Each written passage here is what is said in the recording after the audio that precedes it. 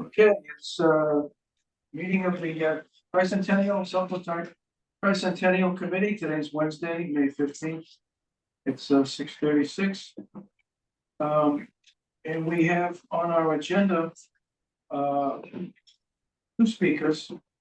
One is the first item on the agenda is Brian Stearns, as Veterans Agent. He's going to be here to give us his experience relative to the Hudson, Massachusetts parade.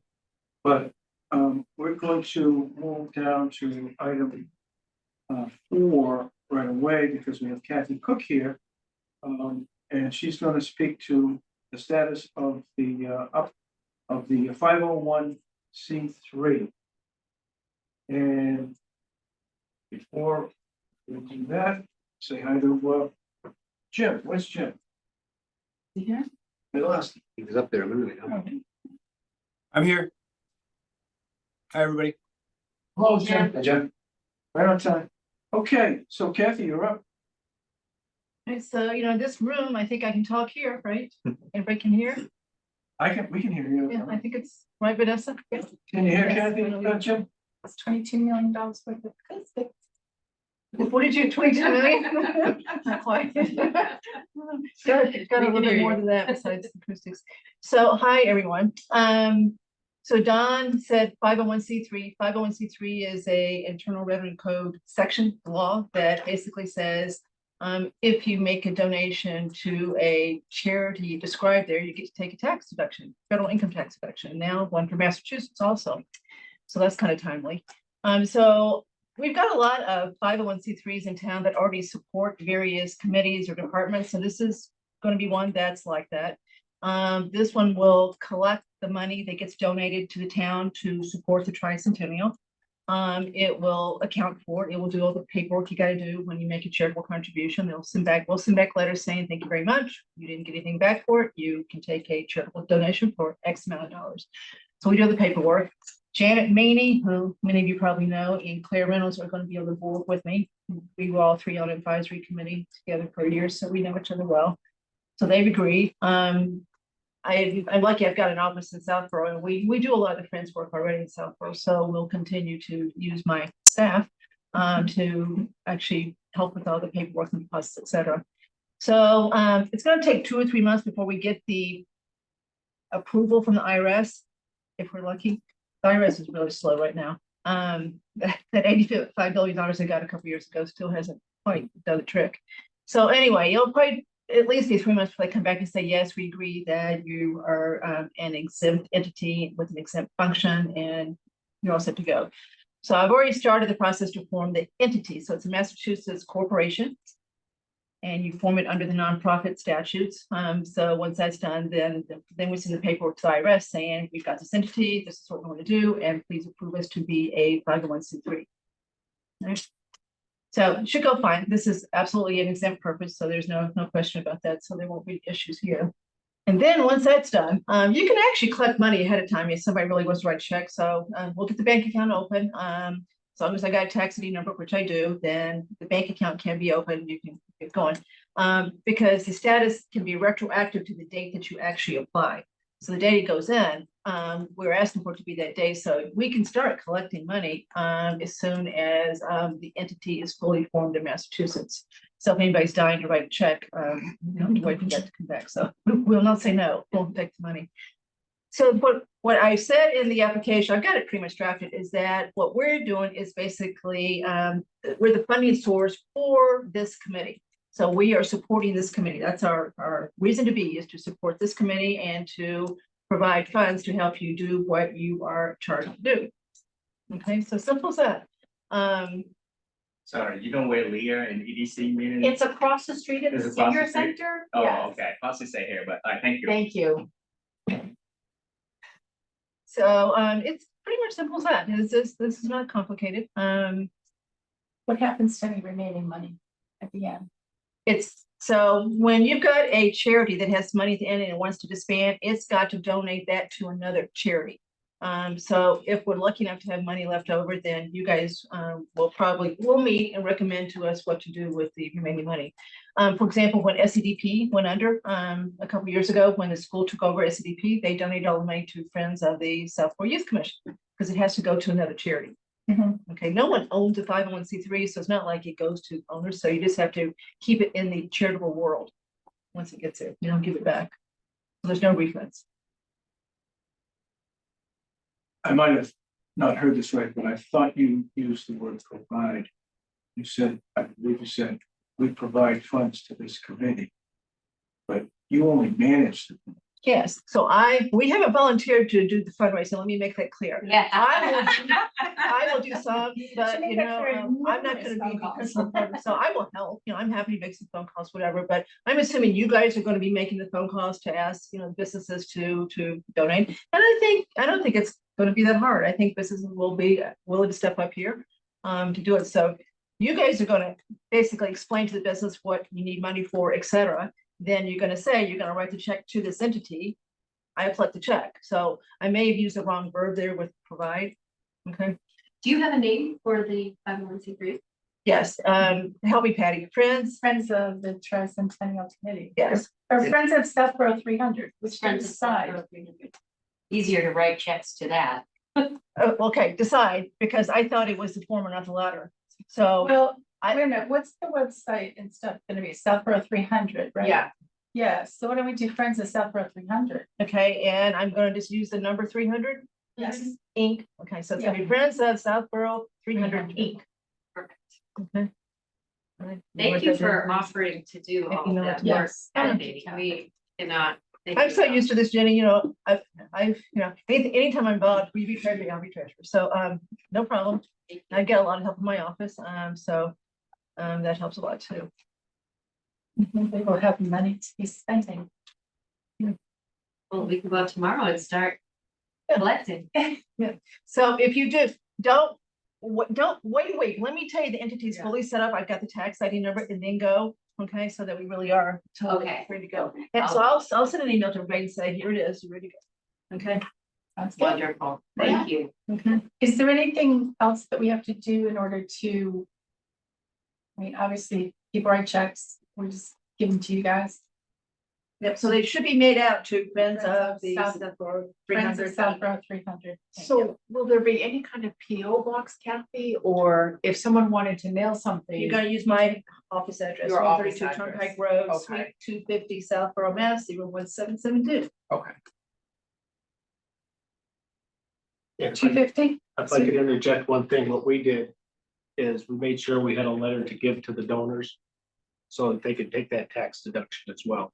So when we were asking for money, then they would ask for, you know, that information. So the problem, Brian, when you go over 250, we're by law, we have to get a letter that spells out exactly what you gave. So you to do a standard letter, you'd have to know what the person's given, you have to date it, et cetera. So it's probably better just to wait and send a customized letter. Sure. We're gonna send a letter to anybody, even if they give less than 250, because it's a nice thing to do, but you have to do it if it's more than 250. So we could put that standard, like, non-profit language on the sponsorship information. Absolutely. Right? Yep. You'll say, Friends is a IRC 501c3 organization. All contributions are deductible for federal and sometimes state income tax. Do we have to put the number in it? Tax ID You should number. put 501c3 in it. No, the, You should put the tax ID number 2 in there too, because that way they can go look. So we'll be following a tax return, and people go to a place called GuideStar and they look at the tax returns. They go to the state of Mass Commonwealth or Attorney General and look at the returns there. So yes, we'll put the tax ID number on there too. Okay. So you're a resident of Southborough or a business or both. And you're hearing of things around town about donating. And you go to the town website and you go to boards and committees, scroll down, Tricentennial Committee, and click on that. Will there be any mention on that? yes, It should be. Of this? yeah. Is there now? Not yet, no, not until it's totally formed and ready to go. Yeah. So then we And can so- update the website, if you would like to make a donation, etc. Now, a So lot of friends groups have their own websites, but I'm not proposing No, that. we This already is registered. temporary. let's just do it to the town, right? Yeah. We need to put all the Well- information there. We did register a URL so that we Mhm. can create a website, yes. Okay. So will you personally contact Vanessa and say, go ahead and revise the town's website? Yes, they will, because you asked me to. Yes, Yes. it's fun to assign It is, and work to others. that's what a chair can do. That's absolutely. So, and Vanessa was on the end of that work task. She's And used then to you it. And then you would go to, the IT guys. Yeah, between Jay and I will update the website. Okay, and a time frame for that? Next month? No, it won't be for 2 to 3 months. Well, until she wait, gets so her we job. won't have the letter back, but we can be in business in a couple weeks as far as truly saying it's done, because it's gonna be a retroactive tax exemption. Okay, but you'll tell us when. Yes, I'll tell you when you really got the ability. You got a legal entity, you got the bank Okay. account set up, you got a tax ID number. Sounds good. Just became real. So where is your select board member tonight? Not able to Recovery. join us. I wonder why. Late night. Oh my gosh, it was horrible. Like, I'm still. How late was it? They got back to the townhouse about 10:30, so it was probably 11 when he got home, but he'd been at the school since 6:30, Oh, so it was a long day. okay. And something about a trial tomorrow. Oh, that's true. That's what it really is. He's Yeah. got yes, he's got it. Oh, So you just spend a day working. oh, wow. Any other questions, comments? So I think we're gonna talk about setting up a fundraising subcommittee. Which seems like we can start thinking about that and putting that in motion, right? And putting together sponsorship stuff. Mhm. And then when we need money from you, we'll just create like a requisition, standard requisition or something that gets. That sounds good. I always thought it, so that would be fine, just send it to us and then, we'll write the checks and,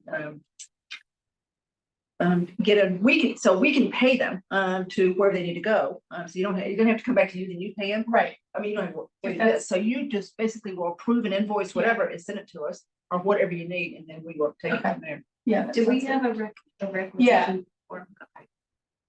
Okay. Anything else for Kathy?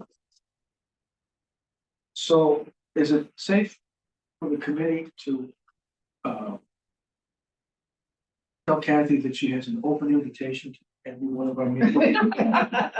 So well done. This is such a pleasant committee. It is, What it's I'm very used to. No, So no, this is so non-controversial. I Yeah. will come to some of these, but not all of them. Anything, Jim? All set? Nothing else? No, I think we're in good shape. Thanks for the good work so far. We try to be pleasant. That's the word you use? Yes. Listen to them. Yes. No controversy. Okay, if that's all, required, I mean, invited to, stay the rest of the meeting. So that's, item 4 on the agenda that we've covered. We can always come back to it if we have to. So first item on the agenda is the, future planning with Brian Stearns, the Veterans Agent. And, this, Brian and I met, what, 2 months ago, maybe? Yes, sir. And this is the book that he loaned me, and I made a copy of it. It's just the parade. That is just the parade, correct. And There is some fundraising in there. yes, actually, there was a slip in here for T-shirts with square design. $285 for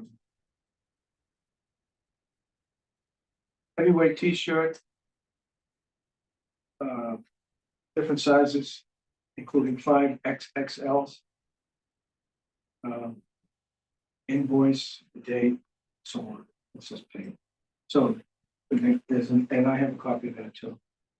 A letter from the police chief, and then the way that this was organized is a real a little help. So.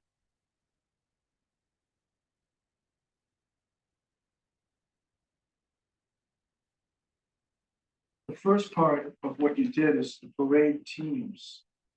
And broke it down into that, the different teams, and there's 6 teams. Can you tell us what those are in a minute? And then you had a list of the marchers. Boston Firemen's Band, Middlesex County Volunteers, Shriners, Boy Scouts, Henry the Juggler, Abraham Lincoln.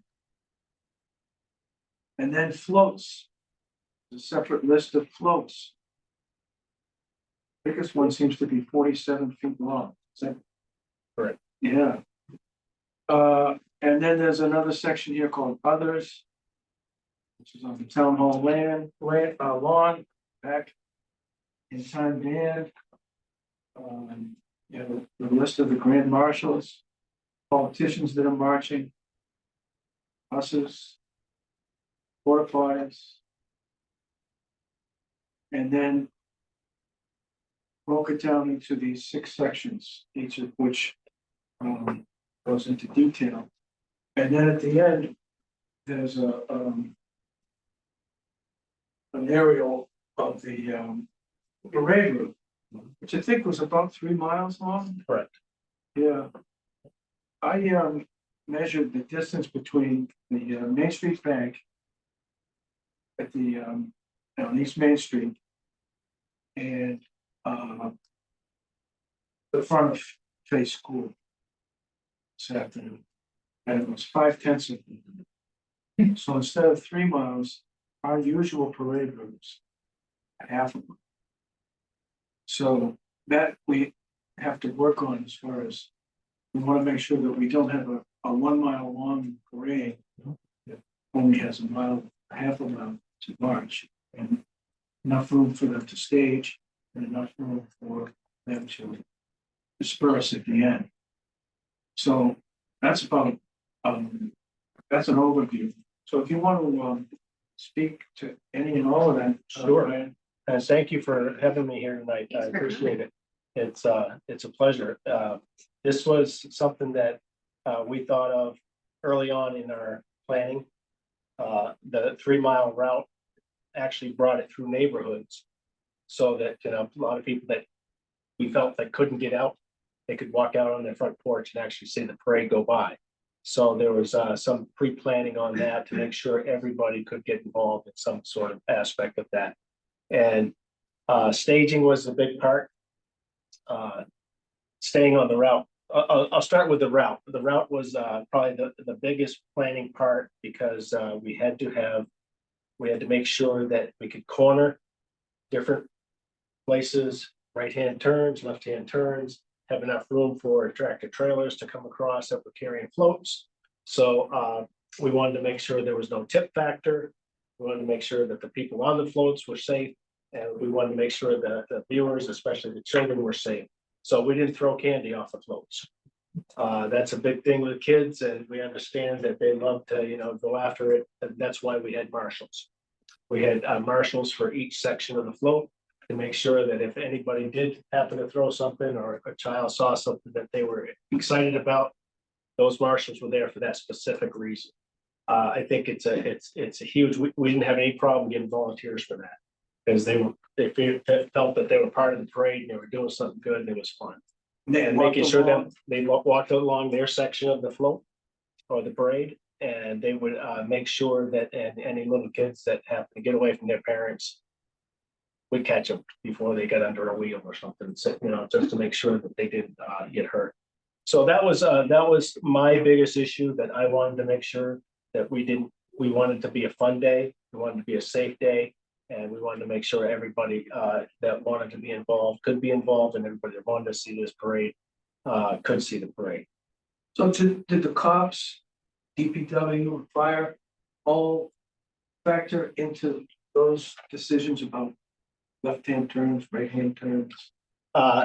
Yes, we had the internal traffic committee, and we also considered,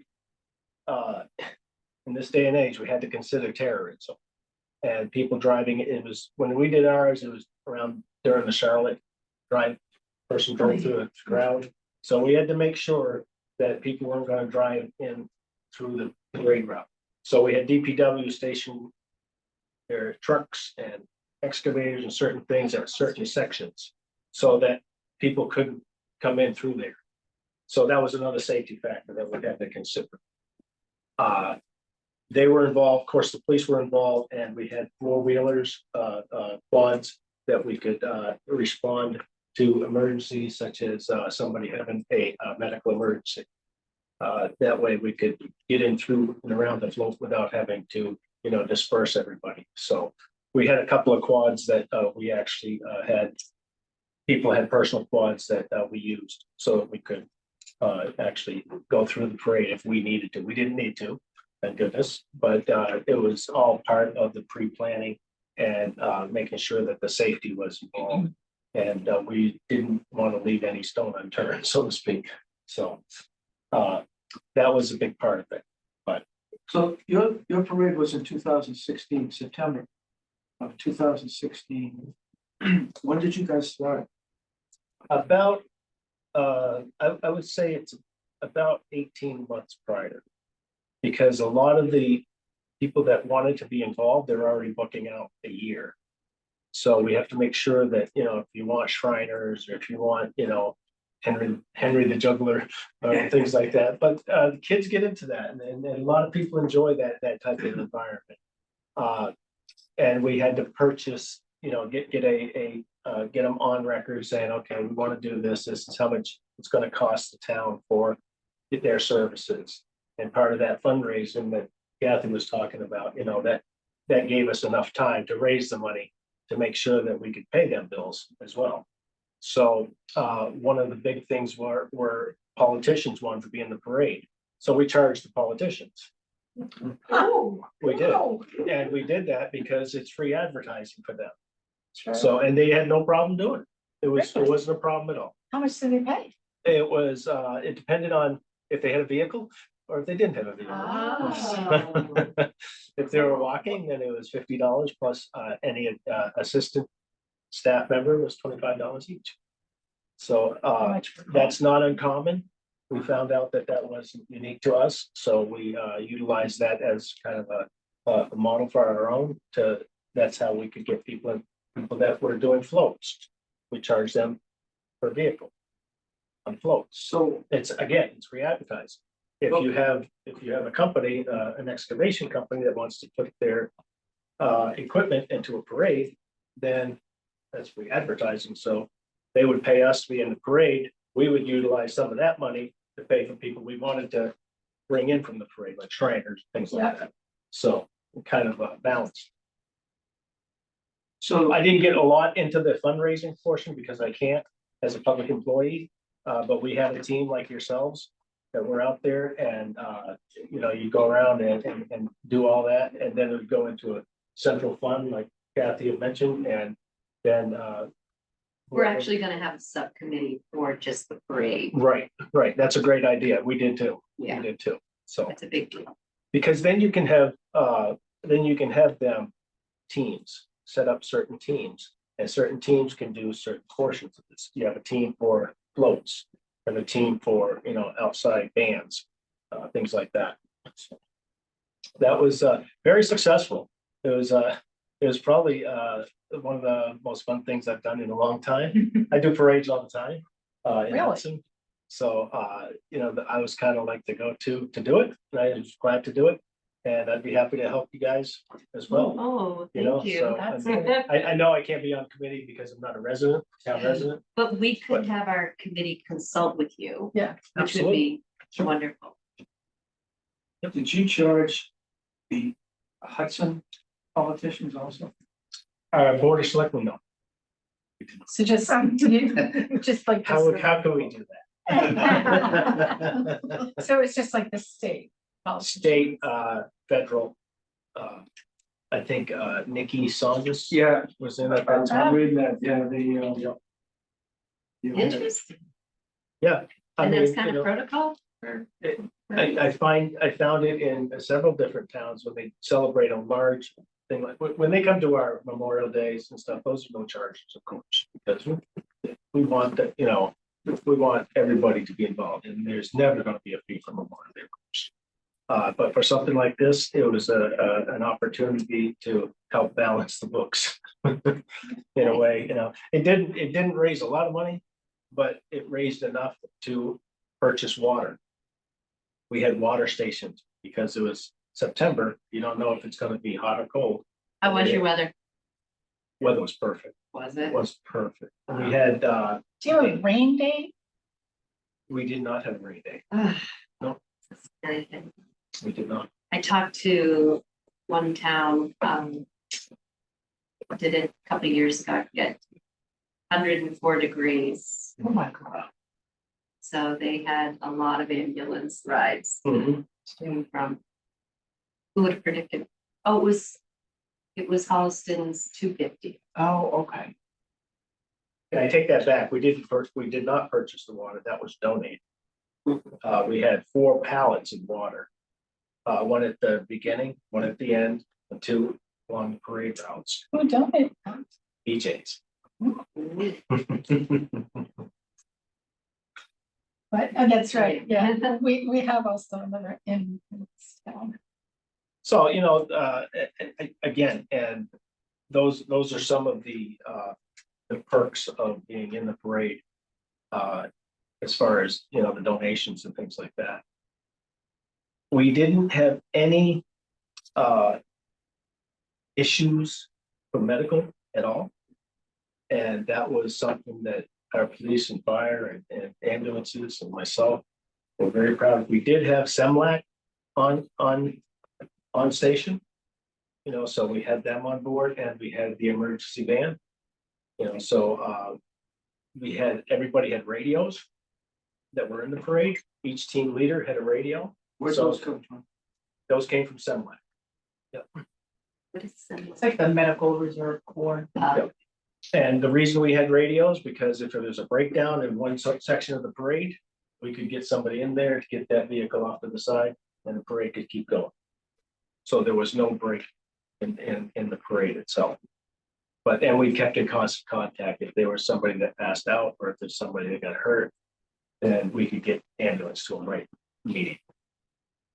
So this might be a dumb question, but what comes first? We have a subcommittee, let's say, and they're calling Shriners, they're calling military bands, and they're lining up all kinds of people for a parade. If I'm on the other end and I'm saying, well, how big of, you know, is it a 15-mile march, or is it a half a mile? I'd ask that question because some of my band members may be only able to walk maybe a mile or two groups. So what comes first? Do you line up all the participants, all of the things that are going to be in the parade, and then get the committee to huddle with police and fire to arrange these people in an orderly manner and then pick the parade route? Or just the opposite. You gotta have your route set. That's the first It's- thing. It's very important, because then you can't answer the other questions. You know, like you just said, I mean, you know, you're gonna have some people that once they know what the route is, they may or may not want to be in the parade. You know, so if you get an American Legion band or something like that, they may only walk a mile.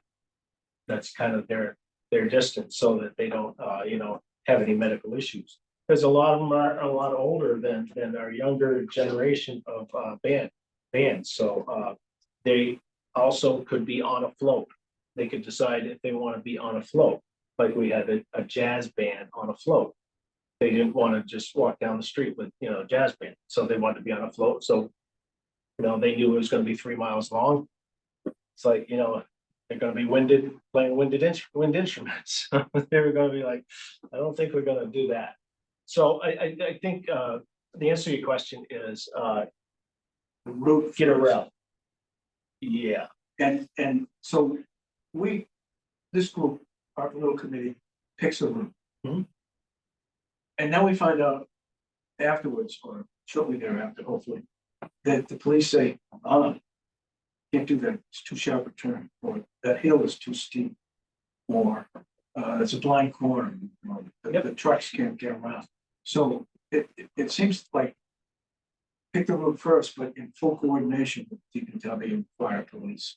Yeah, well, you can pick a route. And then what we did, we picked the route because of the staging areas too. So we staged at the cement company in Hudson because they had the big S&F, they had a big parking lot. And we ended in a place where it was going to impact traffic at the end. So that people could egress in different directions toward Stowe, toward Sudbury, toward all different directions. Yeah, you So went beginning and end, right, correct. So knowing that you have the staging area, that's the starting point, then you're gonna have to be able to have all the floats line up. We lined them up on the street, but we had to make sure that we had enough room for 48-foot float or a 24-foot float. And we had, I think, 14 floats, something of that nature. So we picked the route, we walked the route, we drove the route, and then we got the police to come with us to do the route. And DPW to where we could block off certain areas so no through traffic would come in. So we kind of did it over a period of about a month, maybe 6 weeks. Make sure that there wasn't going to be any construction going on the roads. There wasn't going to be hopefully any water main breaks. If it was an area that the DPW could tell us that, okay, there's a 150-year-old pipe here. If that breaks on your parade day, then you're kind of gonna have to do something else, So, we considered all of those factors, and we wanted to make sure that we had a route, and if it didn't go consistently with what the fire department and the police department and DPW said it could, then we would alter that route. We fortunately did not have to do that. We had one corner on Central Street that I was very concerned with, and I stayed in for almost the whole. As they came around, it's a tipping point. So when they came around real quick, they started coming around quick, we slowed down. It's like, okay, first of all, you don't want to throw people off your flow. Second of all, you don't want to tip the flow. But yeah, so staging area, a route, an end point, and then being able to modify that route.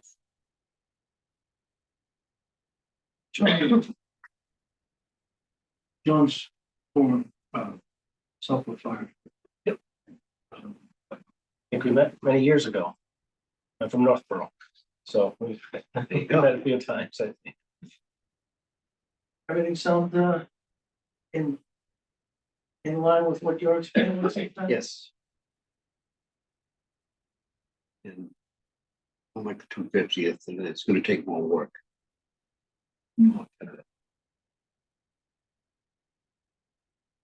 Jim, any questions, comments?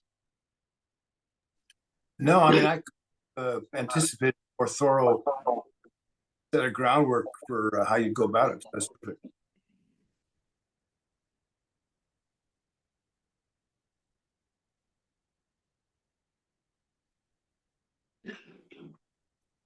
I'm sure we'll be coming back when we get the subcommittee formed for maybe some follow-on questions, but this is terrific in terms of, you open my eyes up in terms of what's possible in terms of funding it and how best to keep it safe and fun. Fun is key too, So- because if it's all, tight, like, it seems in this meeting with me and stuff, then it's probably not gonna be too fun for the committee, but it's gonna be fun for the public. And that's key, that it's okay not to be fun here. As long as the crowd has fun and we do all the legwork and all the safety work that we need to do. Did the roads that the parade, the route of the parade, all that road was shut down for the entirety of the parade? What was the length of that time? It was about an hour to go through the whole thing. Okay. It wasn't long. And of course, if you're on a state 85 road, a state then there's road? another It's issue. 85 Right. state road. 85 It is a is. state road, so that's an issue to The- shut it down. But can you get permission to use a state road for? Because I don't think- isn't Route 30 a state road? 30, Portions of it 85 are- both state roads. I don't think you can shut it down. Correct me if I'm wrong, chief. I I don't, wasn't chief. everybody in the fire department's a chief, right? I was slave. But I don't think you can actually shut down that route. Into State road. Okay. Uh, Because that would be Yeah. straight with no turns It's all the model, way you have from to State provide Park access to for the emergency train vehicles station. Right. times. because it's used Right. as egress points for Yeah. emergency vehicles. I don't think we could shut. And that's another reason we came through, the town side streets, and we ended up on Main Street. And right downtown where we had the singing sergeant from the state police singing, in the middle of town square and stuff, so it was kind of neat there. So that brought a lot of people into that area. And we had to make sure that we had enough room, because we didn't go around our rotary, we went through it. So How big was your parade subcommittee? How many members? 5. And that was a good number, not too Yeah. many, and still enough. Correct, kind of like this, because if you get too many, then it becomes a long night. And if you have certain people assigned a certain, one on safety, one on floats, one on certain things, then their expertise can be, maximized in the minimum amount of time you have. So you had 6 teams. 6 sections. I know you had section 7, but Overflow section, correct? which included the DPW sweeper truck. Right. Last. That was last. Yeah. They requested that, Oh, okay. so we could have put them first, but it would have taken about 3 hours. So the subcommittee took pieces of the parade, transportation, communication. Right. I was gonna ask, could you identify what the subcommittees were, just for reference? Yeah, of course. We had transportation because we had buses for people that wanted to park. We had parking areas assigned. So we had a number of buses that could bring people back to their vehicles. Because they're starting at a certain point, they're gonna leave their vehicles and then they have to come back. People that were in the parade, of course. And any other people that needed to get transported anywhere, like we had parking at the high school. So in order for them to actually get to the parade route, we had buses at the high school that would bring them into the town. It's not that far out of town, but it's enough to bring them in and drop them at a certain point so that they weren't all walking down different streets and in the middle of streets and crossing over streets and things like that nature. Transportation was a big part of it. We had a safety committee, we had a float committee, not committee, but we had people in charge of all those different things with one central person in charge of the whole committee. So that person, they would report to that person. And in this case, I was in charge of that. And they would come to me and say, okay, let's talk about this. The others would get involved. So like, say you're on the safety portion of it. The others definitely would be involved in saying, okay, I've got a thought.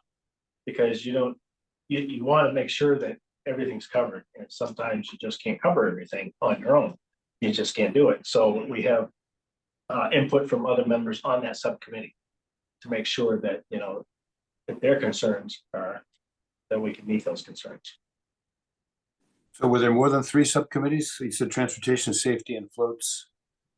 Transportation, safety, the floats, we had the individual walkers, and we had one for the outside vendors. And we had one for, what year was this? 2016.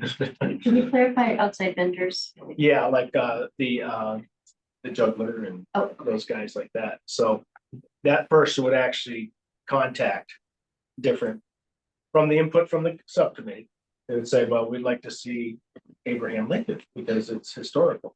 Or like Vanessa and I were talking about a month ago about the historical nature of this particular tricentennial is in 1727, the earthquake that happened here, you know, and that's, you could have somebody that is identified as the historical nature of this whole parade. You know, there's all sorts of, you can divide it up whatever way you'd like. But, so, I mean, safety is probably the biggest concern, but we had to make sure that the floats were inspected, that they were worthy enough so they wouldn't be broken Inspected down by whom? by the fire department or the fire and police. They would go around, make sure that they would that there weren't anything hanging underneath the tires before we took off. So they would just go around and just take a look, put checklist, okay, tires safe. You don't want a tire falling off halfway down the road. Yeah, horses and wagons too. Yep. Horses, wagons. Clean up, You know, Clean up. sweeper, Did the sweeper go right behind them? goes right behind, it went right behind the whole parade, yeah. We didn't have a lot of trash though, because we didn't have a lot of candy thrown out, things like that. So. I know that became an issue with some parents because they want their kids to be involved in everything, but I just didn't want anybody just. That was my decision and the committee agreed. You can do, of course, your way.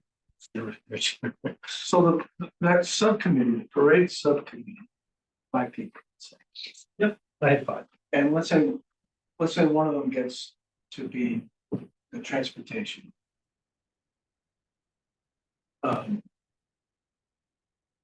Would they have to know anything about transportation, or could it just be anything? Most of it is coordination, coordinating with buses, coordinating with the police and fire, the route, of course, that's going to be a big part of their responsibility. The inspection of the vehicles, that's all falls under transportation. So the Safety would fall under like making sure water is here and in different places at strategic points. Safety is making sure that the team leaders on the parade route are doing what they're supposed to do as far as being briefed and saying, okay, make sure that if you see any little kids, your sole responsibility is to save that child from getting into that traffic. So that's the safety guy would be doing something of that nature. but no special training, could be anything. No, it's just responsible, you know, people that want to be involved and I think the person that's in charge of that subcommittee would be the one that's trained in a lot of different areas. Safety, security, like I said, we had security because we were worried that we never know if somebody's going to drive into the parade route. So that person that's in charge of those 5 should probably know a little bit about everything so that they can brief, they can train, they can, advise that nature.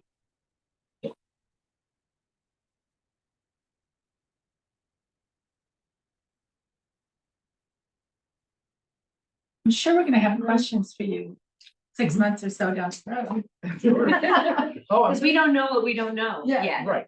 And it was the same with us, you know, we kind of, like I say, I've been doing parades for a long time, so my biggest thing was to make sure we had fun, make sure that the committee knew what they were doing, make sure we were professional, and to make sure my teams knew what to do in case of emergencies. So you want to head up our committee, is that?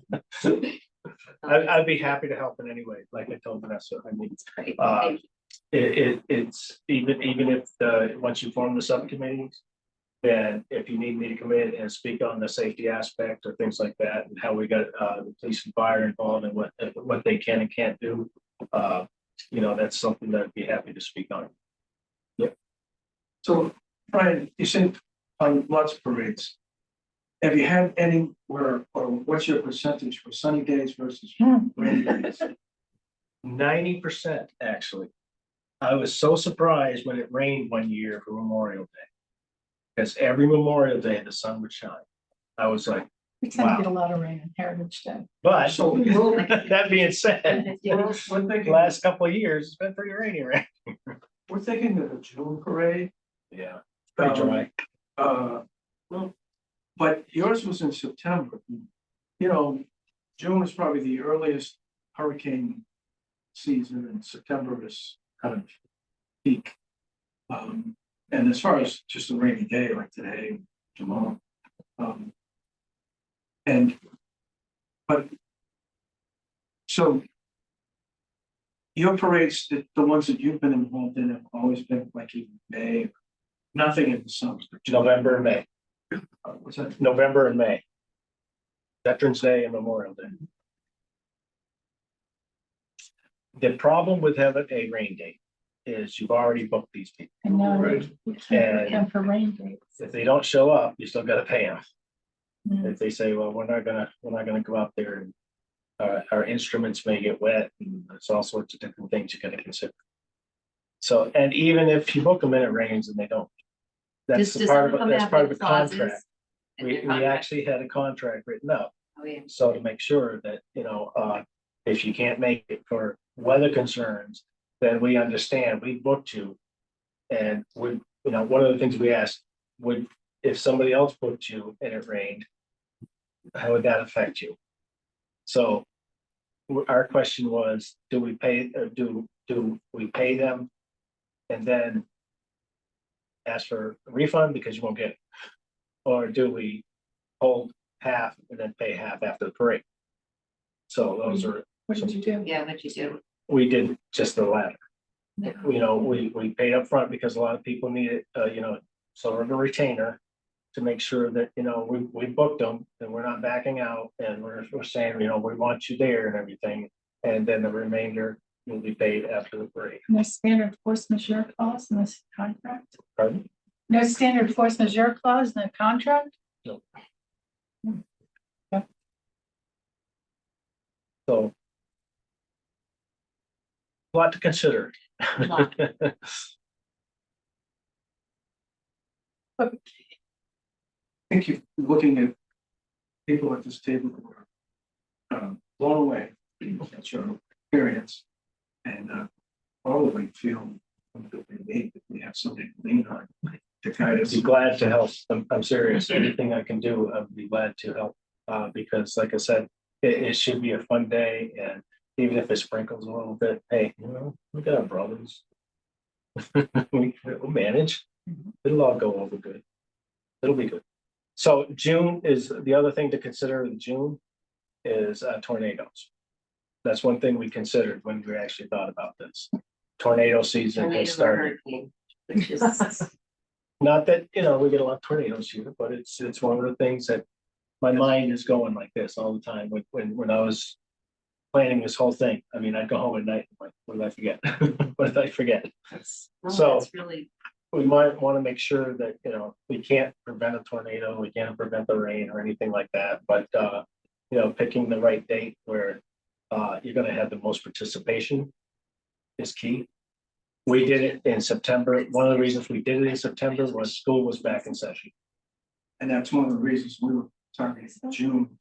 Yep. It'd be before they got out of school. Yep. Because some roads, probably a lot like Hudson. It's not like it's almost so.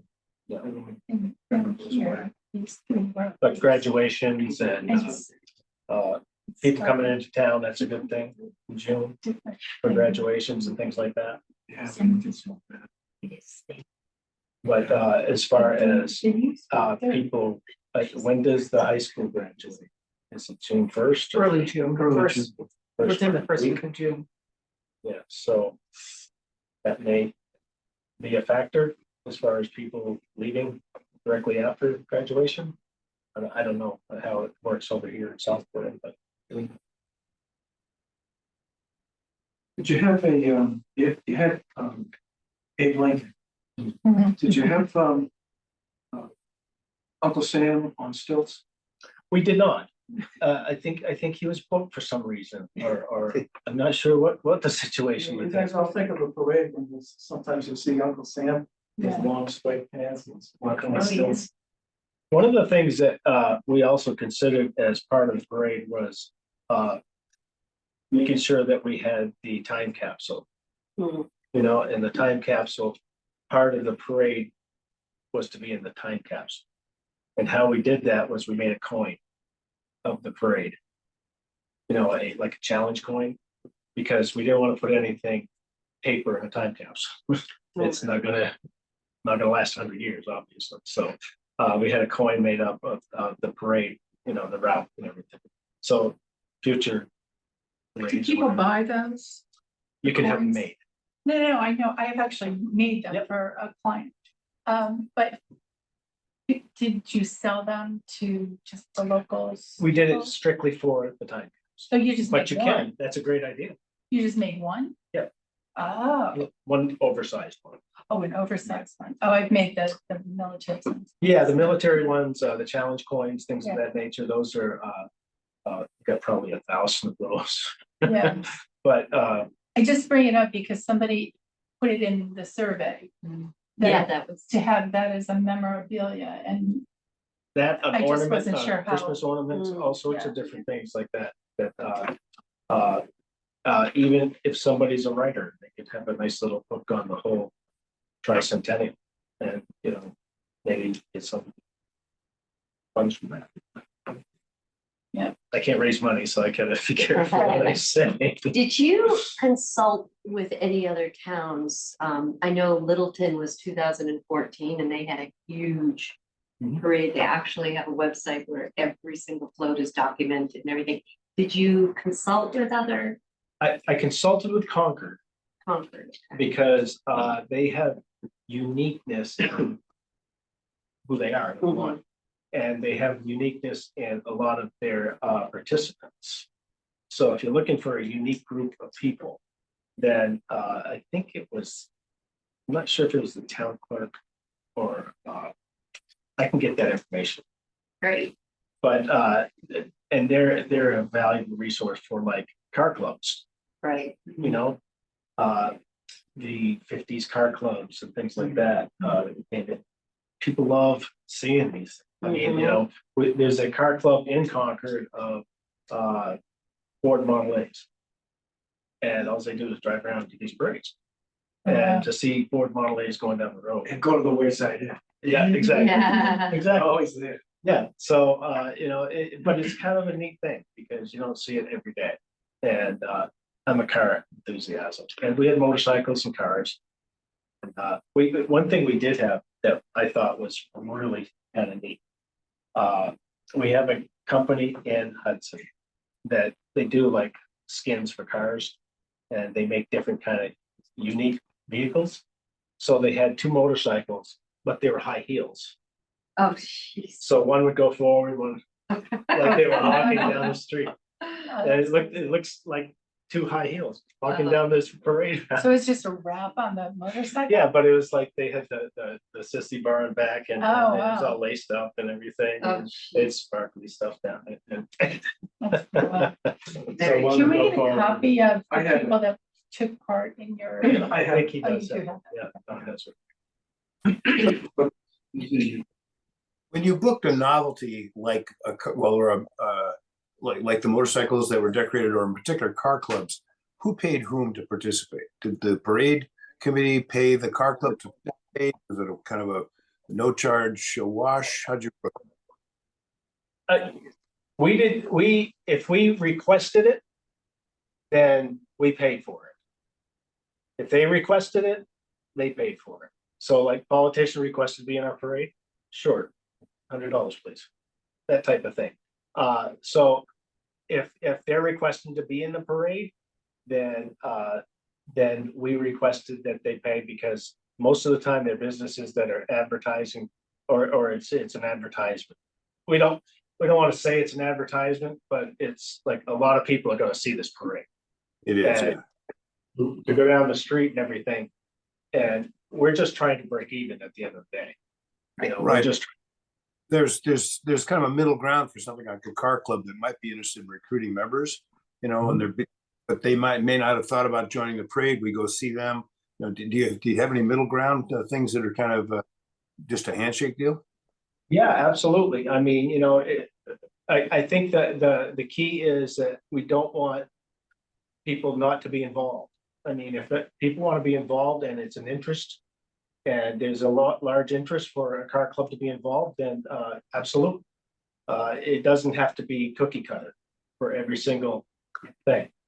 The only thing you got to consider is to make sure that you're fair and to make sure that, one's not getting something the other's not getting. So, you got to be kind of careful with that because. When people hear that you're having a parade, do they come to you Oh, and yeah. say, Oh, ah, yeah. so the sooner you get word out that there's Yep, gonna we're be gonna have a 300. parade and we want people here. Do you want to be involved? We had nice advertisement and everything. So I'm just gonna ask that, Brian, was it just word of mouth, or did you actually put out an advertisement for vendors? it, yes and no. Word of mouth was the big part because social media is a lot bigger now than it was back then even, and it's not that long ago, but even more so now. So word of mouth was big, but we did also advertise in the paper saying, we're requesting vendors that want to be in the parade to Just contact the local paper?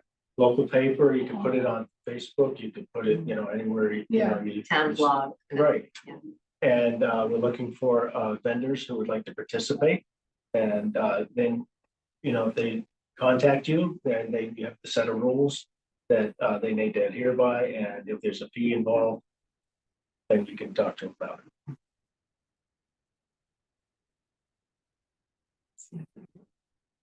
Sound good, Kat? You're doing good. I think they should make you an ex officio member of this committee. It's a passion. You got to really enjoy what you're doing because this is something that's people are going to see and talk about A lot of detail. a long time afterwards.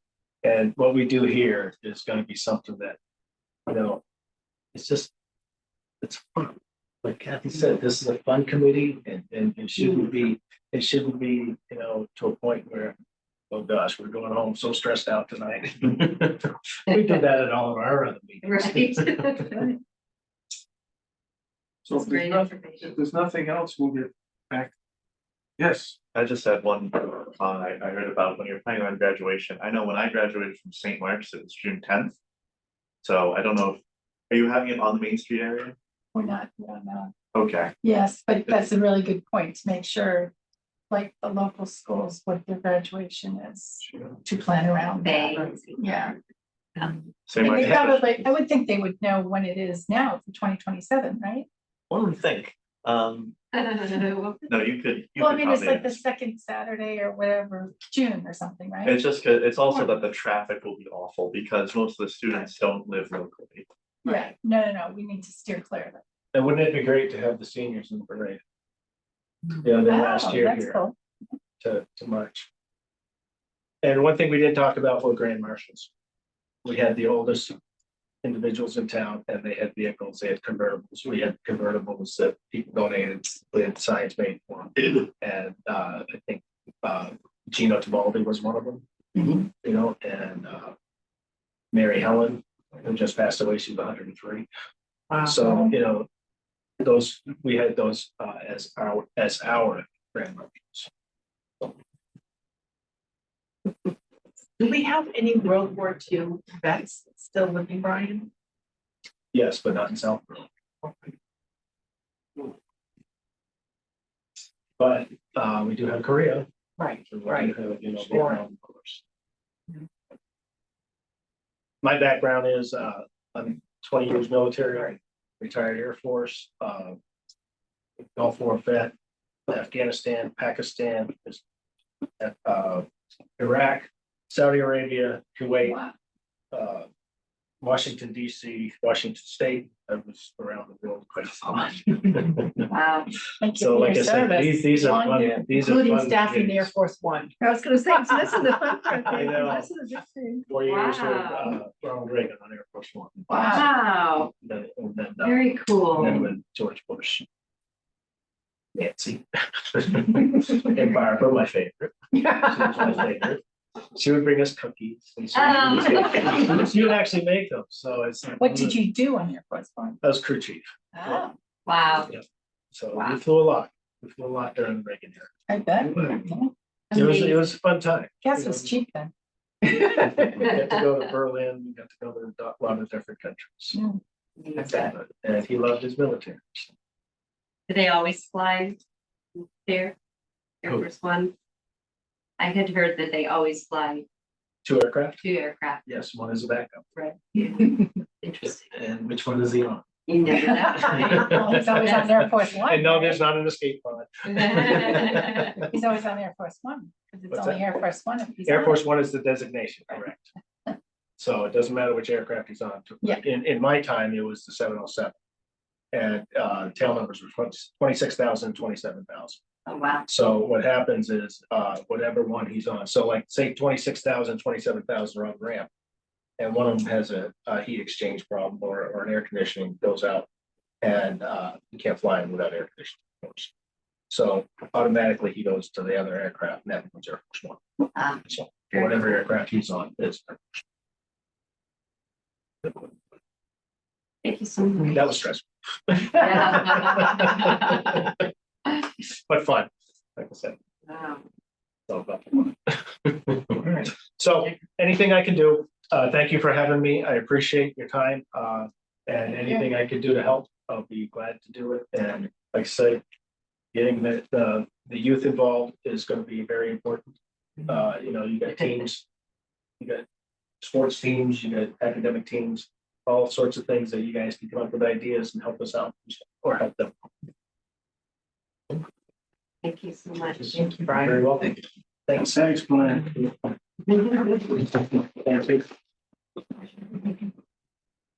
Okay, next item on the agenda is approving the meeting minutes of April 24th, 2024. I have one We need change. a motion, Oh, motion to approve the meeting. minutes. I moved to approve the meeting minutes as written. I- No, you have- and then We need a have- second. I was gonna Second. hear the change and approve it as amended. Does that make Yeah. sense? So. You leaving us? Second. Yes, keep up the good work, folks. I I gotta get that. Use. Good night. All right, so Jenny made the motion Okay. and it was amended by Patty to approve them as amended. And then, Jim, did you second that? No, I was asking to hear the change. I don't know if we've talked about it, just to make sure we can know what we're agreeing to. Oh, we're gonna go over that. We should do that before we take the motion to approve then, right? I think you You can have to- second and then Yes, talk about. yeah, That's you're what gonna we're get doing, the yes. motion. You're gonna have the motion first. Yeah. Somebody seconded. Second. John just did it. Oh, okay. So further discussion. Okay. Jenny, Under review of municipal finance protocol. It says this organization is completely separate from the town appointed committee. She is considering this as a generous donation should be changed to the committee is considering this as a generous donation.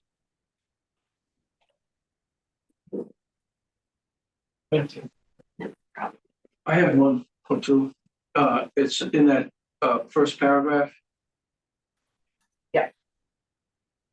Line 4.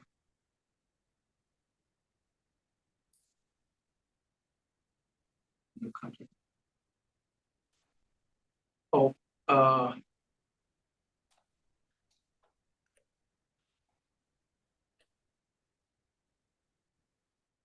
was that the safe was excavated? I thought you said it was moved.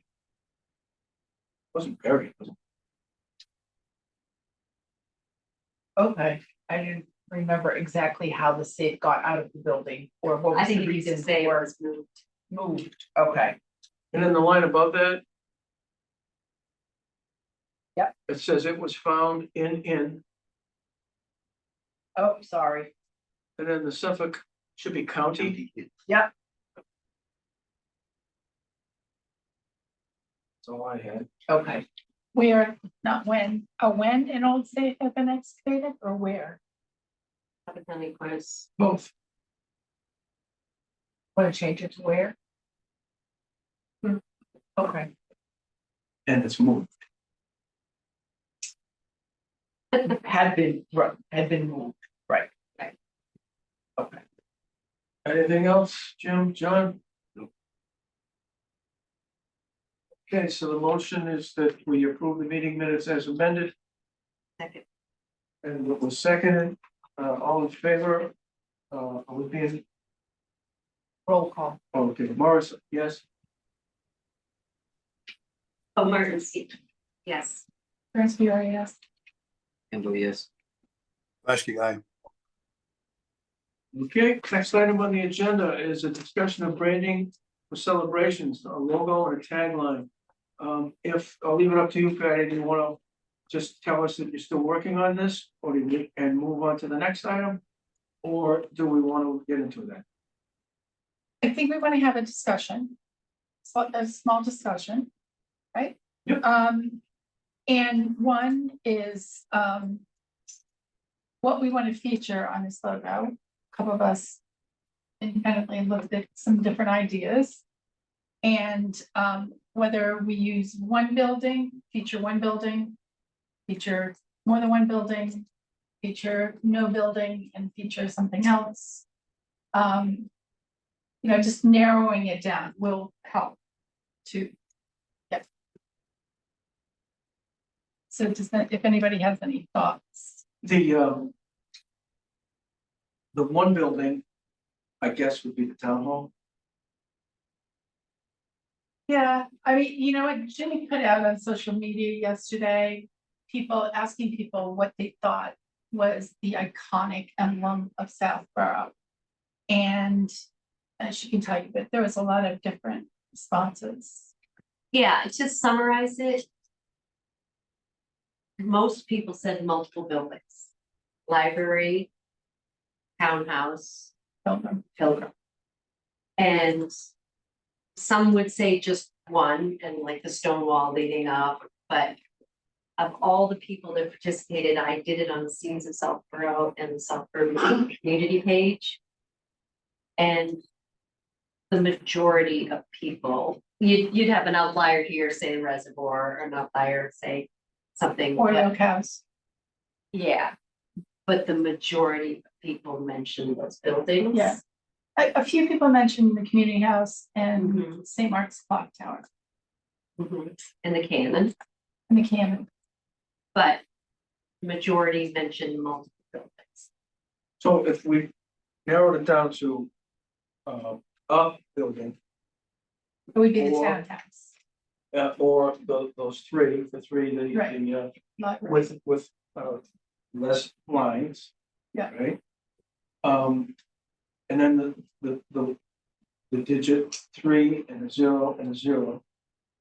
Right, so that's another question. So what are we calling this? The 300th anniversary or 300 years celebration? What, Is it Like- 300th celebration? like a TH, 300th anniversary? I think it would be That's a good question. 300 years. You know what? There's, I put together actually a document of like all of these other, logos that people used. And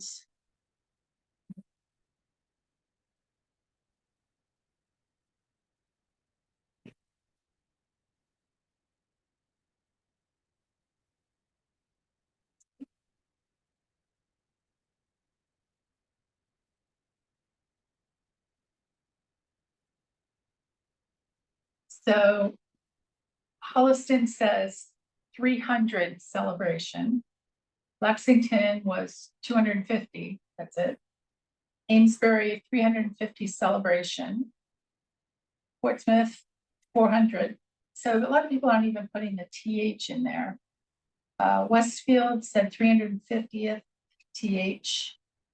Dunstable, 350th TH. Southbury, Connecticut, 350th TH. West Springfield, 250th. Westboro, 300 years. Wilbraham, 250. Northampton, 300th anniversary. Rutland was 300. Tolland was 300th anniversary. Stoneham 300 years, Walpole 300th. So ChatGPT just said the common logo elements for the founding year and the current year, 1727, whatever. Yeah. Town symbols, incorporating symbols of landmarks of the town. Fireworks. Oh, I got all those. You got it all, you did it all. No, but I was just more interested in how people felt about that. Yeah, it's saying the same thing, basically. I mean, because if we're Anniversary doing years. 300, Southborough 300 is kind of the logo. Maybe we just put Southborough 300. I like that. And do we have to have MA? We have to have United United States. Oh, really? So No. I think I've heard You that. get to go to England to find the other one. Yeah. Okay, so then So that's kind of unique. that's One of unique. the Let's things fix it. that We're the only Southborough in the United States. Okay. Okay. one of the ones that was shown was said at the bottom, which is consistent with what you just said, Jenny. It said 1727-2027, Right. but I thought that was kind of relatively small compared to the rest of them. I think the font for that 1727 should be a little bit bigger. I like the Southborough 300 because you don't have to say mass. And we're calling it Southborough 300. I like that. I don't Well, think you have to say years because it's pretty, Almost redundant. yeah. Yeah. Like. Oh, you got it. See? So did we So- give you enough ideas to move on? Okay, tagline is another question. So just a couple that we were playing around with. Honoring the past, looking to the future. Inspired by the past, looking to the future. Inspired by the past, excited for the future. I mean, the logos that I saw in some people occasionally had them. And sometimes it was in a separate, in a different kind of application, right? I mean, like this They one wouldn't says, combine the tagline with the logo. well, sometimes it was like cherishing the past, celebrating the present, welcoming the future was there. So that's a little long. That's pretty good.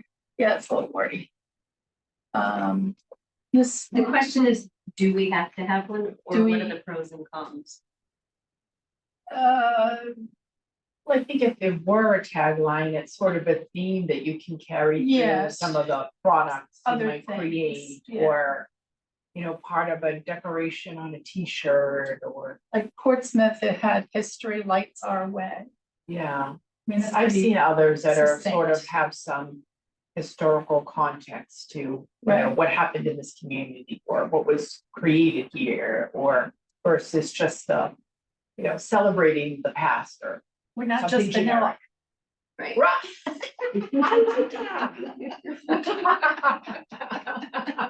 I don't think most people would get it. I know. Well, that's catchy.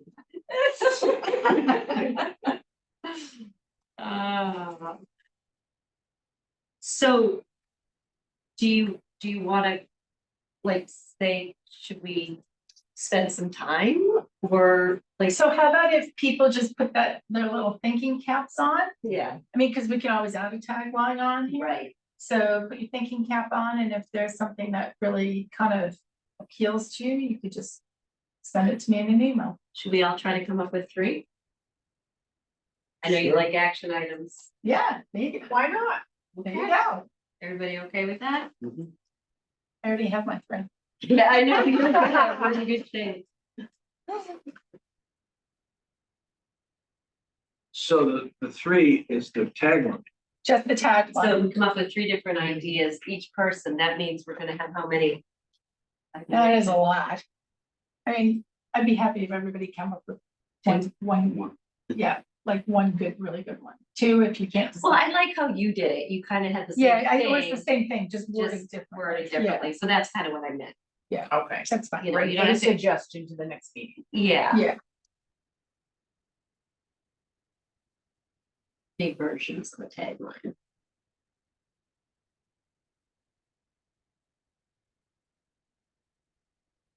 um,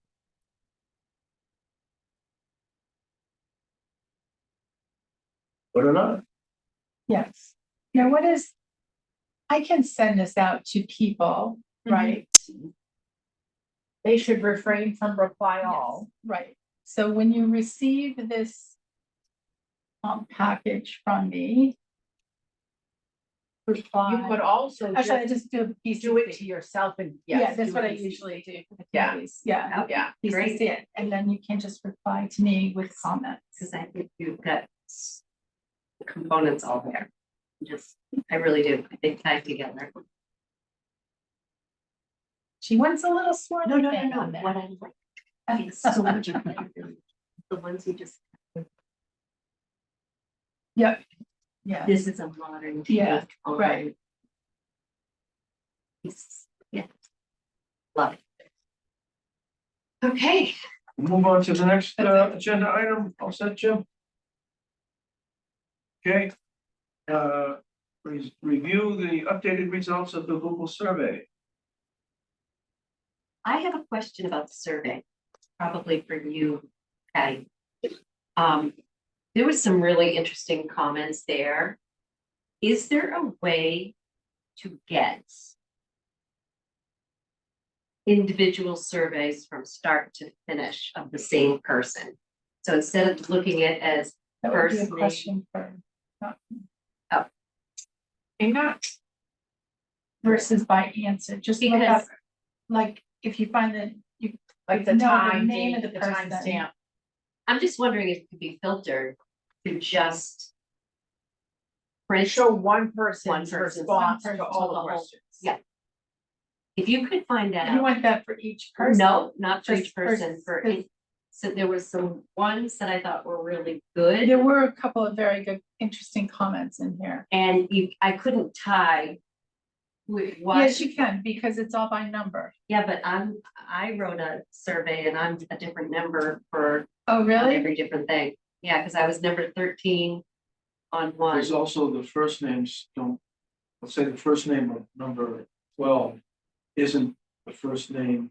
The last Isn't- name or number isn't 12? If they skipped a question. Yeah, Oh, if they skip Yeah. the question, it So- wouldn't show up as just. so because the reason I'm asking this is because there were people who through their effort in filling out the survey demonstrated Interest. interest in participation, and those would be people that I would suggest we solicit. I would think there's gotta be a way to do that. Do you want me to ask her?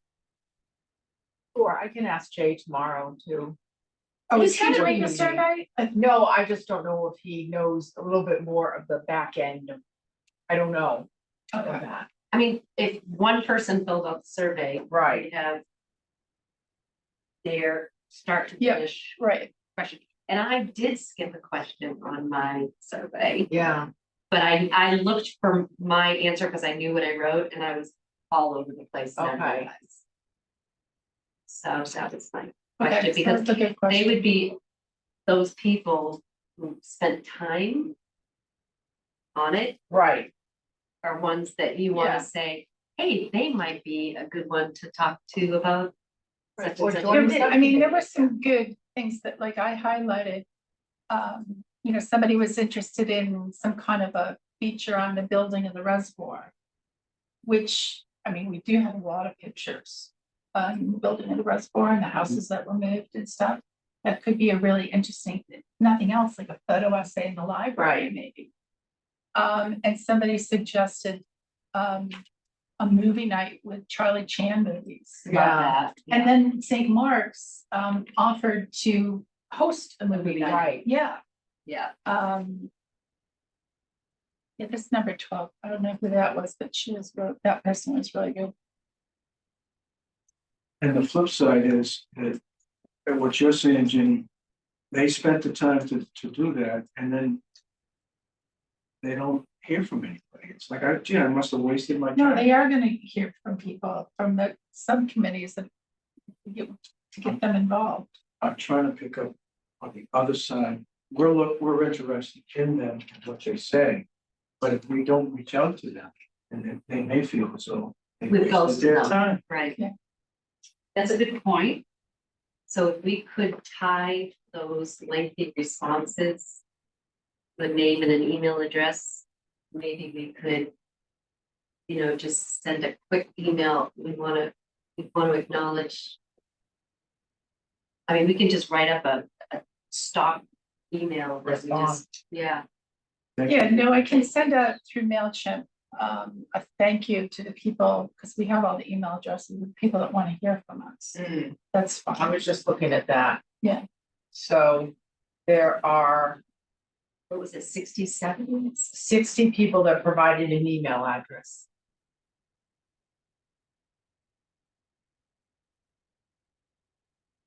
But also the organizations. Or a phone number. Does MailChimp allow you to do like a group text? We have the free version. I don't think you can do SMS with the free version, but I will check. I can check on that tomorrow. Because there's 37 cell phone numbers. Or some of them might be landlines, I suppose. True.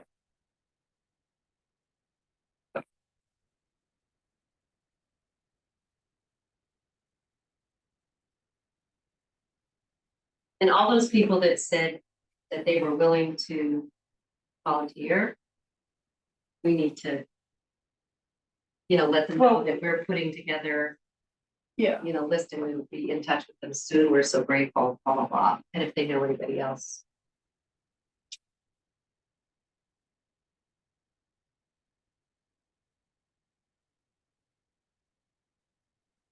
So that was a good update Return of the money. survey. Is there going to be an action relative to the survey from this meeting tonight?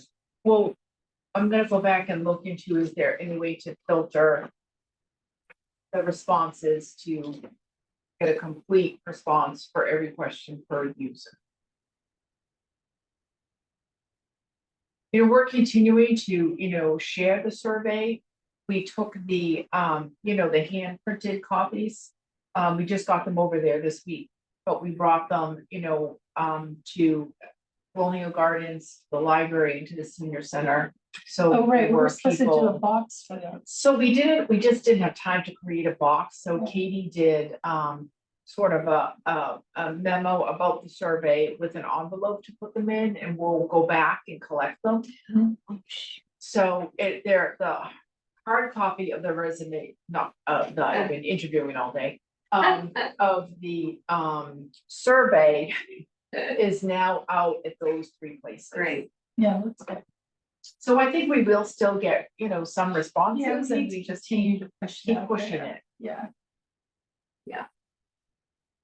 But I also think once we have some subcommittees Yeah. that, I don't know what we're gonna call the head of the subcommittee, but the Subcommittee chair. subcommittee chair or something, they are going to be able to work within their committee to get. Right. Yeah, as people hear more about it, Yeah. that they'll be more apt to be responding. and wanting to get involved. Sure. Which also, I don't want to go out of turn here, but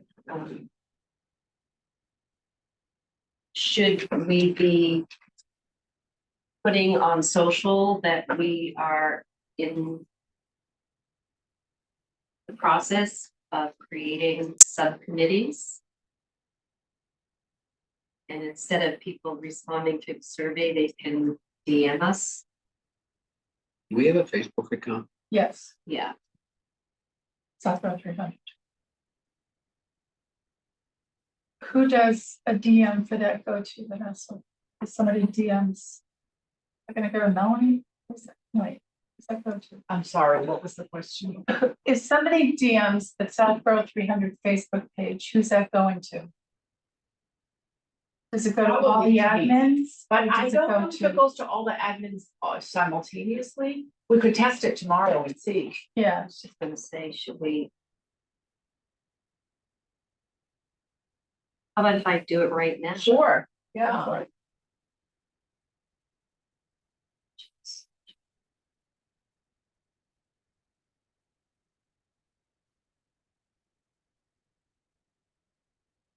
So what I just said is just checking to see who this private message goes to. Previously, it went to Katie.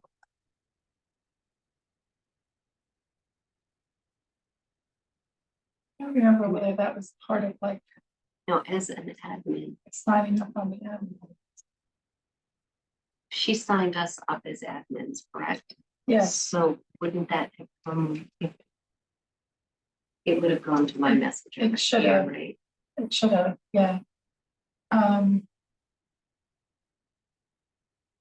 Okay, we'll have to look into that before we want people to be DMing.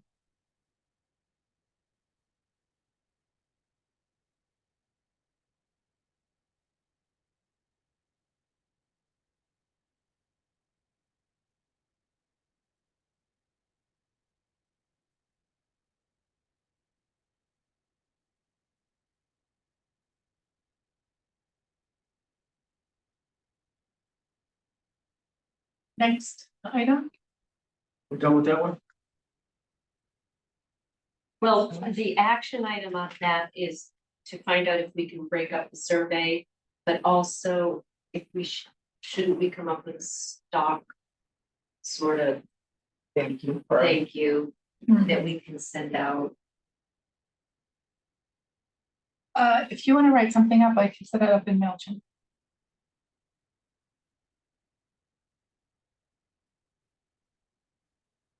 I mean, because it's just really, we want to say thank you for responding, Yes. and we're setting up our committees, and we'll be in touch soon. Should we kind of list out what the subcommittees are gonna be and see what they're. So interested in? that's the next thing, discussion, creation of subcommittee. Should we go Yep. there and talk about what they are?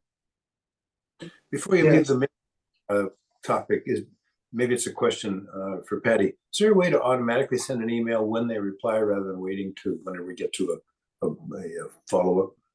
That's a really good question. Normally there is there with the free version of MailChimp? I'm not sure, but you know what? I can check on that tomorrow, Jim. I just think it looks nicer if you get a response right away. Well, but the problem is the email, wait a minute, no, that would be part of the survey monkey. They Right. probably, there should be. Do you mean, thank Jim, when someone submits their survey? Yeah. Because the Okay. email is just a link to the survey, so the thank you would have to be coming from the survey. So is that like almost like the to do at the end of the survey when they click Right. enter? That should have That should been set up. initially- Did we not get those when the survey got filled out? I don't think I got anything on this in mine. Oh, well, that should be a pretty easy fix, I think so. to send out a thank you for submitting it. Right, okay, so But we'll we check on can that send out a tomorrow. blanket one to all the email addresses that we have. Yes, So I would like that.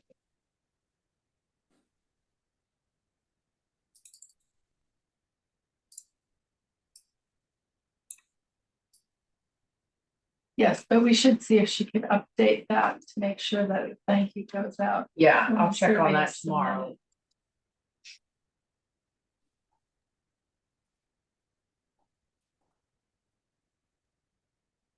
So now we're ready to discuss the subcommittees. Yes, and I think, I'm sure you guys will correct me if you think it's a different move, but it would seem to me like we would, after listening to Brian, we would create the structure of the subcommittee. And then your subcommittee would say it would be a parade subcommittee. And the structure would be subcommittee chairperson and 4 Voting members. Well, I think that's gonna be the same for every committee, so we really just have to say what committees are looking for, right? So fundraising. Parade, Safety. safety Those would were be, part of those were the parade subcommittees. They had subcommittees of the subcommittee. Those were parade committee people, right? Yes. The subcommittees in the parade committee were transportation safety, floats, walkers, and outside vendors. so, but the subcommittees that we want in the structure of each can be decided upon, but we want a fundraising, we want a parade.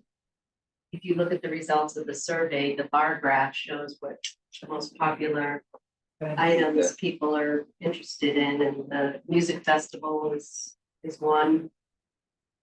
Family. I know somebody cooks that, can we call it a cookout instead of a barbecue? Yeah, I saw that. Must be a vegan. So fundraising, parade, music festival. But do we need a subcommittee for each one of those, or do we just do Just the big events? Like, yeah, like pull out the maybe two big ones, and then the other ones are like. You have an event subcommittee. Right.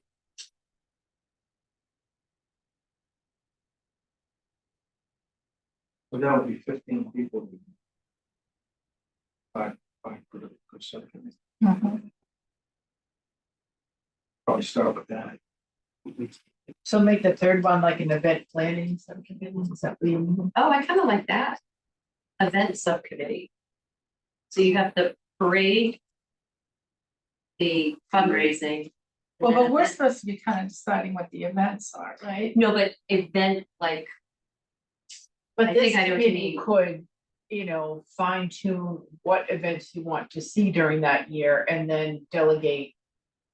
To an event planning type of subcommittee to go plan the details and get the vendors. like have a digital media person.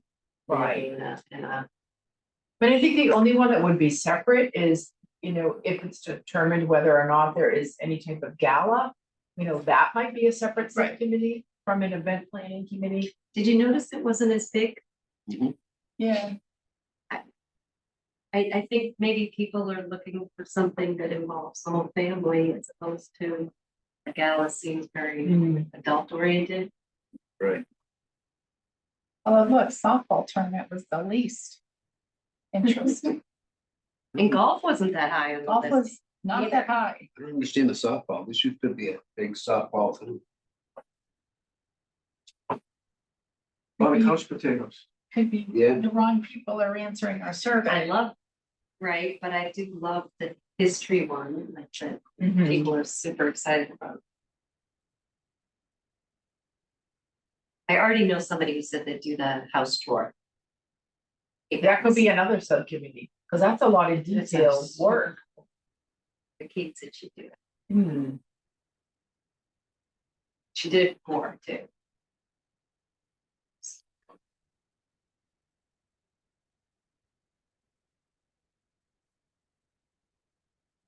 So we have 4 now. Yes. So far. What other? Fundraising, parade, event planning, house tour. Okay, so here's my little thing to that. Fundraising is gonna be a committee for the whole thing. But each event is also gonna have a fundraising. Acquiring their own. But like the big fundraising committee, they're the ones that are probably gonna do. So maybe you'll Heritage Day. form like a finance committee. And then there's a rep from that committee that maybe is part of. A parade or Take one from each. whatever needs there are. Take one from each of the sub. And have like a delegate. Finance committee. Because part of it is, going out and actually doing the work of the fundraising, Right, going to the bank and visiting the, but then, what needs are there to draw from that money? From each of these other subcommittees.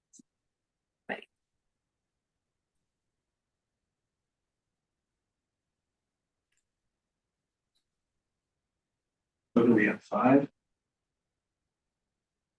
Yeah, what are they? So right now, in the notes, I have fundraising, parade, event planning, house tour. I mean, I don't specifically know that, is the house tour really gonna take that much more work than some of these other items? I think that goes under event Event planning. planning. We also, one of the early meetings talked about connecting up with and harnessing some of the ongoing activities in the town. The Historical Society often does a house tour. I don't know if we'd be able to cooperate or not, but we may want to look into events that are typically on the calendar, like Heritage Day and others, and piggyback on that in some fashion. So that actually brings up another question that I was thinking about. Having been involved in that, putting that together as the first house tour, and there's only been one, and it was COVID. If an organization within the town spearheads that, and they collect money for that, does that money then go into the coffers of this committee for spending on other events? Or does that organization get the money? Event specific. That's what you were going in that direction. That meant go get their own money. I was thinking about that, like maybe, say, it's golf, right? So now you have a golf event, and they have to go raise money to do what? To pay greens fees? Well, they raise, right, but then they get sponsorship for holes and, whatever. But I'm thinking more, I'm thinking of the end result. So then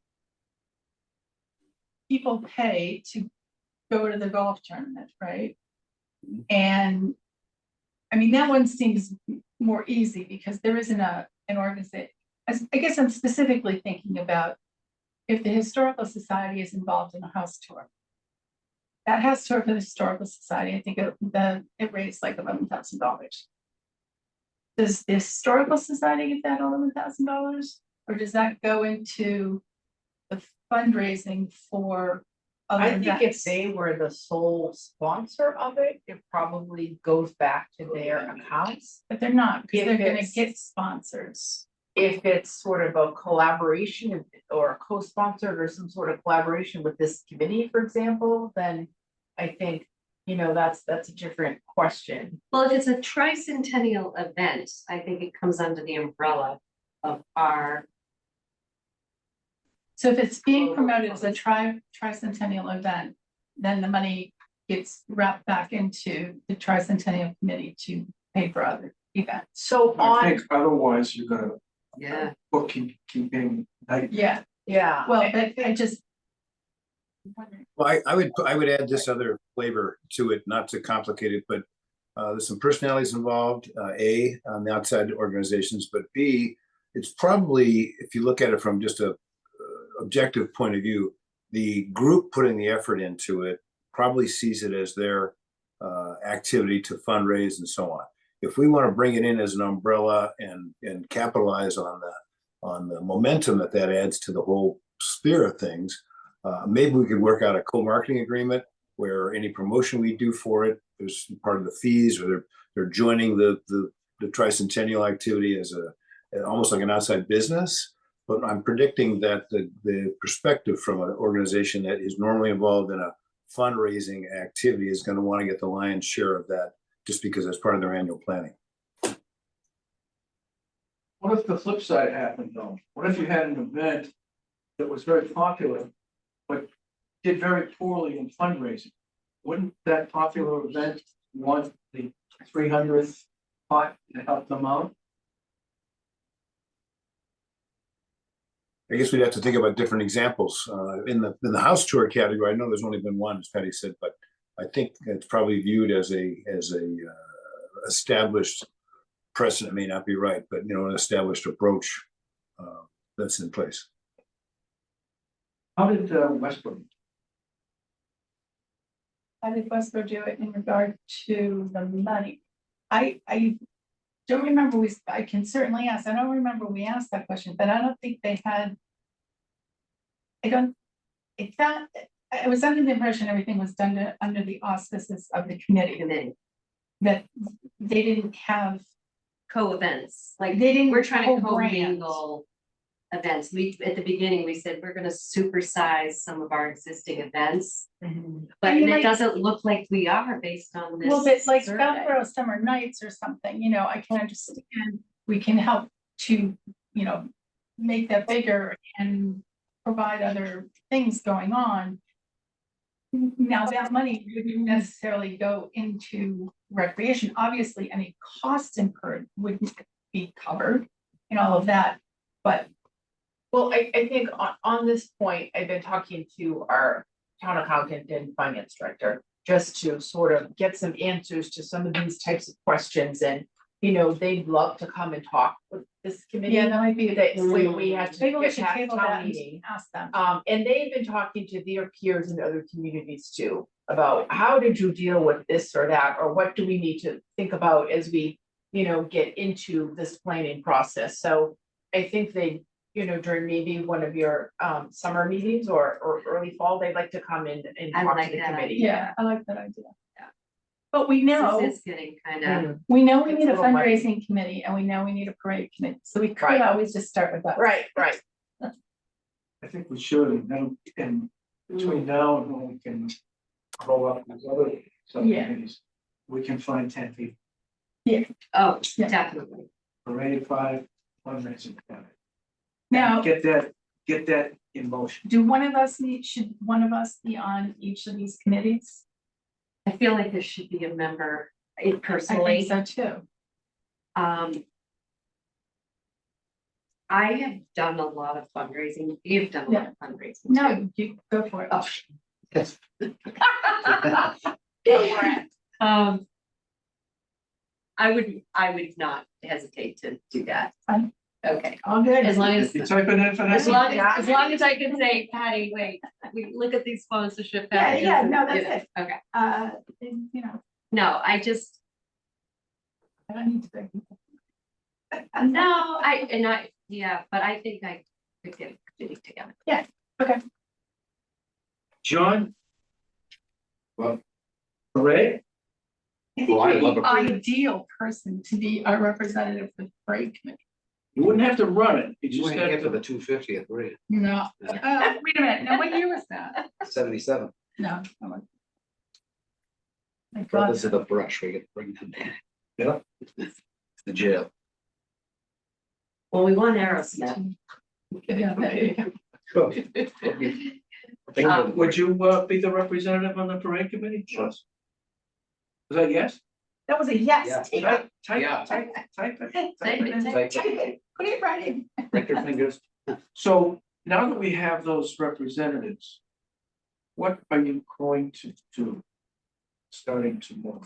I'm gonna sell a house this weekend, so I can't do anything I mean, tomorrow as in, between the now and the next meeting. yeah, let's try it that way. Okay, What would be Try to your recruit people. first steps? Reach out to some people that you think you can work with? Brian Stern. You know a guy. I know, okay. we also have some really good resources and like, I feel like the committee, whoever is running the parade committee needs to consult with some of these other towns. Yeah. Because they were Oh, unbelievable. they run a big Labor Day They're parade. every very, year. I mean, helpful. this guy was amazing. Westboro people were amazing. So, you know, I delegate. You take care of that when you're talking with those folks from Westbrook. I like where this is going. So Well, let's fast forward to our next meeting, June, and well, that's on the agenda, but we would, much like what Andrew did, you guys saw the email where he reached out to, I think, the superintendent or to the principal, and he got some positive feedback. So at our next meeting, we'd have John and Ginny report to us your progress in corralling people. And it would be nice if both of both of you came back in a month and said, I got 5 people. I mean, frankly, those 2 committees, I mean, if you had people knocking down your door to be on it, take it. Advertise that way, I mean, it's harder to get people on a fundraising committee than it is parade, because parade is obviously. because Go everybody. ahead, Jim. I thought you had. Jim, will you be on my committee? I'll consider it, yeah, let's see how it shakes out. I'm in a very, very, very busy period for the next 6 months, Well, like you said, unfortunately. sharing time. Yeah. Got to chat. Oh, no, Okay. we have 2, we're gonna launch with the. I was kidding, Jim, by the way. But you're running out before you really gotta hit the start. Yeah. No, but I don't think it's any too early. Oh, it'd be nice, just to get names and have people, and then you have 5, John's 5. They start talking to each of them talk to other people. And it starts the blossom. Just agreeing on the route could take several months. Oh, Oh, my God. that is. That could So- take several years. You know, I don't Yeah, think yeah, it's too early at all to No. start creating, and, we can help advertise that we're looking for volunteers for these 2 committees and so forth. Oh, okay, we'll talk. Yeah. Okay, you guys want to move on to the next one then? Yes, please. Which is the status of the one-stop grant application. So we got feedback from the state, that they, thought our, idea for the wayfinding regarding the celebration of the Tricentennial, fit certain categories in the grant program. So now we're working on the full application. Ooh, the big. Is a lot lengthier.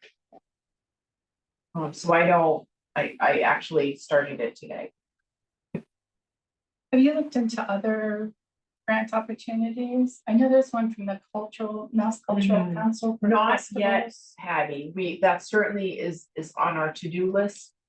This particular grant application is due June 1st. So we're just trying to see if we actually have the ability to pull this together and submit it on time. But that's very much on our list for June to start researching Okay. other grant Because we're programs. probably actually 2020. I think we're probably too early for Mass Cultural. Right. Do you know what their cycle is for their grant? For that particular grant? Yeah, I just when got an they- email about it maybe a week and a half or 2 weeks ago. Okay. So they usually announce it before it opens. Right. So. Actually, let me see if I have.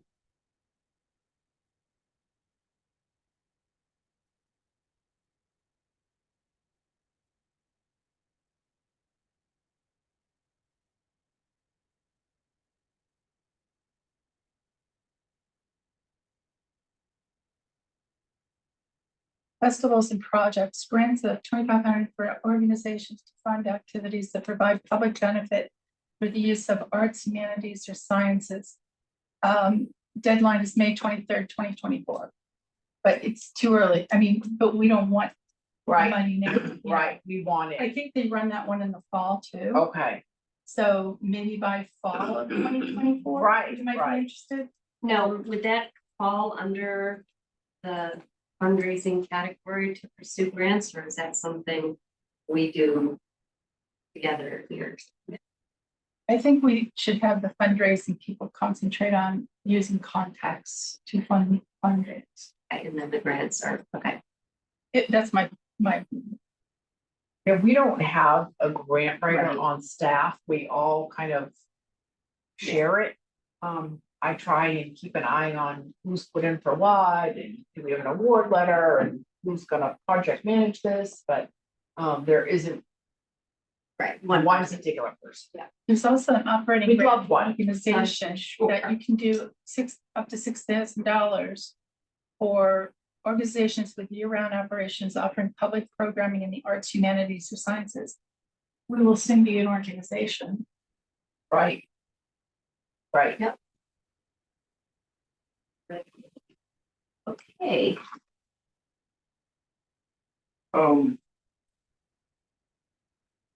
I think what Patty just said was good guidance, which was. The new subcommittee focus on getting people for this. You know what you said? And then getting the money. Well, yeah, I mean, but no, what I was saying to her is that no to the fundraising committee being involved in the grants. Use the fundraising committee to concentrate on their contacts to get money from businesses and individual donors. Focus on people. Yeah. Yeah. You want I think that people was- with nice black books. I think that was worth seeing. But yeah. That's definitely. the conclusion, yeah. We done with that one? Yeah. Yes. Okay, next meeting date, we're suggesting, June 12th. Do you, Vanessa, were there any snow days this year for schools? Oh, they're out early. So, I think they're out early. maybe one or two. You guys remember when the almost July 1st, you know, they had so many snow days at one time. But now this year, it's like. They had one with no snow. Remember That's the- right. They the- called it they called early it- and then. Oh, yeah. It didn't snow, but I heard that school ends early this year. Do you know what the date is? Oh, that just came up the other day. It's like really early compared to when my kids Yeah. were June Yeah, it 28th. might be the 14th or 15th or something. So we're probably okay on the 12th to have people still on. Not that it matters. So I suggested that normally you have meeting the third Wednesday, I think. But Juneteenth is now a public holiday, so you can't meet that. Is June 12th good for you, Jim? Oh. We could go Yes. into the, I'm in town the 12th. Hold on. Well, I don't think I'm available. is the 26th too far out? That's. You actually could meet any day of the week. You know, you don't have to stick with a Wednesday. Right. I want to give as much time as I can. I'm not available June 12th. Okay, so Patty's not available. 13th is so- not a holiday. 13th. 11th. The 20th?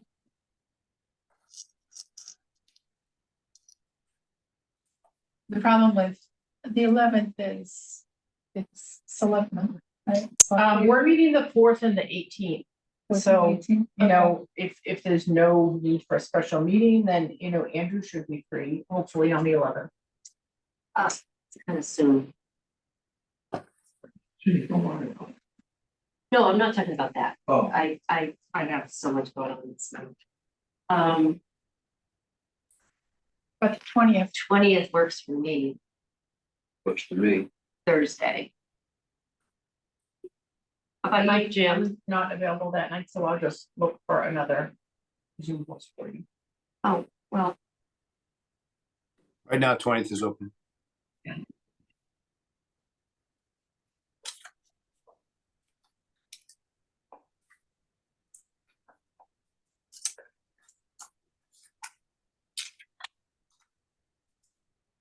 We have plenty of them. You're all available. you good, John? 20th? he said yes. Yes. The 20th works. Let's try for the 20th.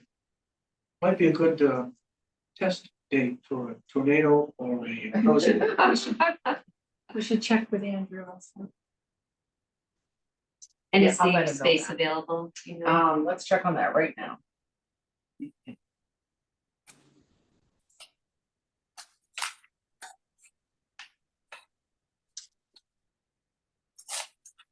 Thursday, 20th. Yeah, she's checking that.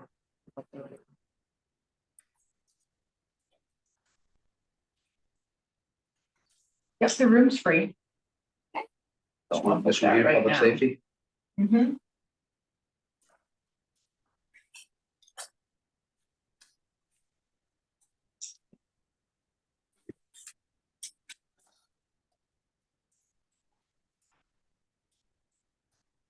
Anything else from the board, from the committee? Make a motion to adjourn. Second, Motion's been made and seconded, any discussion? Hearing none, all in favor, Morris, yes? Martin's, yes? Respira, yes. Kendall, yes. Lasky, yes. Hi, Jim. 20th, thanks. Hi, Jim. Good night, guys. Good to see you. Thanks, Jim. By the way, I'm not, my back is not to you. I have a perfect reflection of you in my. computer screen. All good. All good. I can see you in my glasses, so no problem. Or whatever, my glasses. See you next time, folks. Take care.